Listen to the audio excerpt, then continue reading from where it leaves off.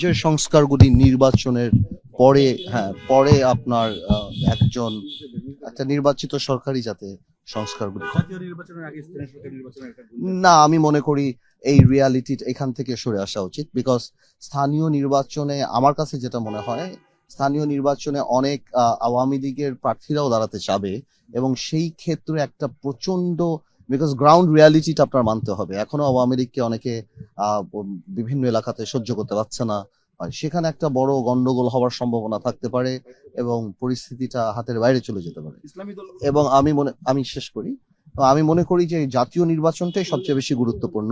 তারপর একটা স্থিতিশীল সরকার আসলে আমার মনে হয় তখন স্থানীয় নির্বাচনটা বেটার।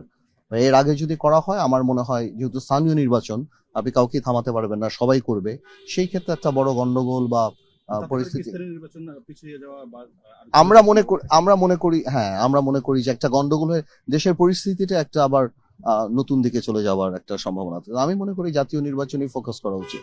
এটা ওনাদের ব্যাপার, ওনাদের না, আমি একটা রাজনৈতিক দল হয়ে অন্য কোনো দলের দুর্বিসন্ধির কথা কেন বলবো? ওনারা ওনাদের মতো মনে করেন, আমরা আমাদের মতো করে মনে করি যে আগে জাতীয় নির্বাচন মুখী, জনগণ অপেক্ষা করছেন, সংস্কার হচ্ছে, আমরা সাপোর্ট করছি, আমরা বস্তুনিষ্ঠ সমালোচনার পাশাপাশি সরকারকে আমরা সহযোগিতা করছি। এটা জনগণের ভোটে নির্বাচিত সরকার না, তবে জনগণের সরকার, এবং আমরা এর পাশে আছি। তো আমাদের ব্যাপারগুলি, আমি আপত্তিভাবে নেগেটিভিতে যাব না, আমরা চাচ্ছি যে সংস্কারগুলি হয়ে নির্বাচনটা হোক।